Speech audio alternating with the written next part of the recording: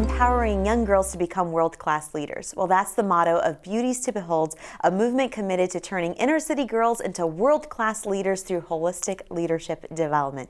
Jasmine Elizabeth is the founder of this after-school program in Springfield, and she's here to explain why this is so necessary. Thank you, Jasmine, for your time. So talk to us. What is Beauties to Behold? Right. Thank you for having me, Liz. Well, Beauties to Behold is a leadership development program, and it's based on a holistic curriculum that doesn't just focus on career prep or self-esteem, but it's a whole package. So we help with volunteerism, connecting to the community, helping young girls to realize that they are leaders even in their youth and that they have the power to make a change now. Why do you feel this is so important in the Springfield area? Wow. Well, it's extremely important in the Springfield area. Well, to backtrack, some of the work that I've done, I've been involved in the Springfield Public Schools for about 5 to 7 years in this area. And I realized that although we are providing a quality education in terms of curriculum and books, we're missing the holistic piece. We're missing the social skills, the character, integrity, sense of community. And so I feel like this is something that would definitely supplement what's being taught in schools, but it is something that we're missing among the younger generations. I like one of the ones you mentioned, one of the topics you mentioned that you teach is about volunteerism. Yes. That's so important. Kids nowadays, I don't think they do enough of that. Why do you feel that's so important to kind of creating that holistic approach? I mean, it's integral. Volunteerism is based on your connection or your commitment to the community or the area that you're surrounded to.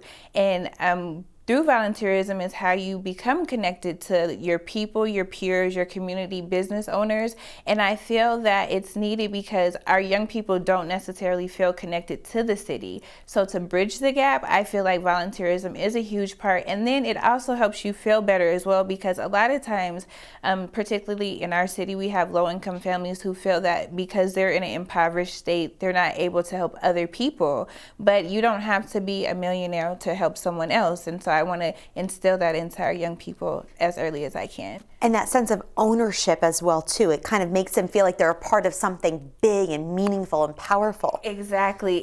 So it allows them to be the owners of their community, because we hear our young people are our future leaders, but I actually want to put that into action to allow them to show that you are leaders in the community. You can fulfill a project. You can create social change. It can come from the lower rankings up versus from hierarchy down. So that's huge. Now, talk about the details. When do you guys meet? Where do you meet? And what kind of girls attend? Awesome. So we meet every Wednesday. We actually had our first opening last week. We are at the J.C. Williams Community Center, which is located at 116 Florence Street in the Six Corners area, right around the corner from Brookings Elementary School.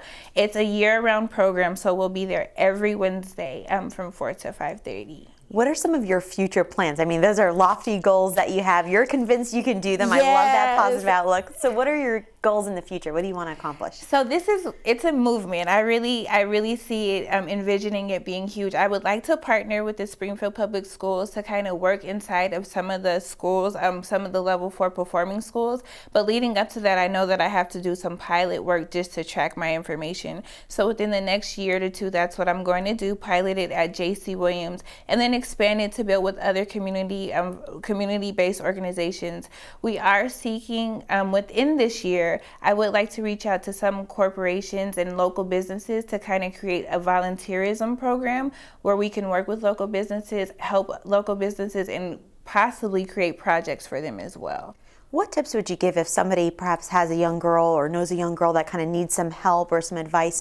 What are some things right off the top of your head that you think are so important that every young girl knows? Patience is key. And beauty truly is in the eye of the beholder.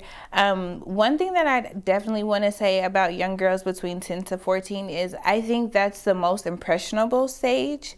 So even though you don't think they're listening, they really are listening. So a lot of things that are being said around them, a lot of external influences, they do affect young people directly, even if it doesn't seem like it. So I would just be super cautious about your surroundings and what you're speaking over young people, because they do take that in.